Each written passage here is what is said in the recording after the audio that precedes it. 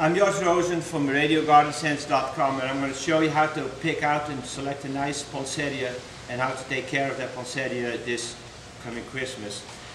What we're going to do is we're going to go to an independent garden center, so we're not going to go to a box store or a store where the plants don't get any lights or light for 2, 3, 4, 5, maybe a week.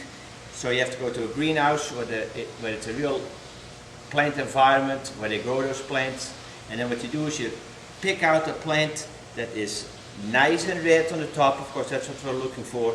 And then you look at the foliage. The foliage has to be green all the way down to the bottom, and make sure that the pot is big enough so they'll get enough moisture, and then that you can keep them moist enough, because the poinsettia needs a lot of water when you take them to the house. So after you select your plant, of course, the people are going to put it in the sleeve. Never buy a poinsettia that's already in the sleeve, because it hasn't seen any light for a long time. It doesn't belong in the sleeve in the store. Garden center, no sleeve.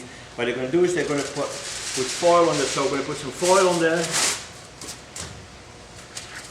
So here we go. The foil is on there. So we're going to take the plant home. They're going to put them in the sleeve, of course. And as soon as you come home, you remove the sleeve again. It tells you right on the sleeve, remove. So we're going to do that as soon as possible when you come home. And then what we're going to do with this foil too, we're going to see where the drain holes are, because when you set this down in the house and you water accumulates in this foil, and then you drown the lower part of the root system. So we're going to see where the drain holes are, and we make a little hole here, a couple of places, so that the plant can breathe and that the roots won't drown, so that the soil drains. So we make the holes in there again, and then we set the plant maybe in a saucer or on a saucer in a place in the house where it's about 65, 75 degrees. The temperature is not all that important. It's more important that you keep that plant nice and moist. So we water them in the beginning maybe every other day for about a week. The next week we water maybe every 3 days, and then after it's in the house for about a month, we maybe only water it maybe once every 4 days. So it slows down a lot, because your house is not really a greenhouse, and the plant's life cycle, it continues, of course, but it slows down and it goes somewhat dormant. Then after about a week or 2, you can feed the plant with a liquid fertilizer. Use 1 tablespoon per gallon, or follow the instructions on the container, whatever brand you use. And then the plant, I guarantee, will stay nice and red all the way down to the beginning of March.